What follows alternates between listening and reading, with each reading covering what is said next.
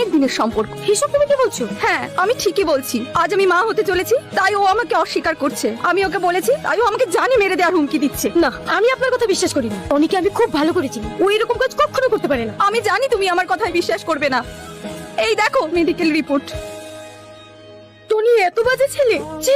আমি তো তোকে আগেই বলেছিলাম, কিন্তু তখন তো তুই আমার কথা বিশ্বাস করিসনি। দেখ মা, তোর কাছে এখনো সময় আছে, তুই এক্ষুনি লন্ডনে পালিয়ে যা। আমি আমার বন্ধুর ছেলেকে ফোন করে দিচ্ছি, ও তোকে এয়ারপোর্ট থেকে রিসিভ করে নেবে। কিন্তু আব্বা, কাল যে আমার বিয়ে। ওসব নিয়ে তোকে ভাবতে হবে না, আমি এদিকটা সামলে নেব। যা মা যা, আর দেরি করিস না। আপনি যদি অনুমতি দেন তাহলে বিয়ের কাজটা শুরু করি। না মৌলভী সাহেব, বিয়ে হবে না।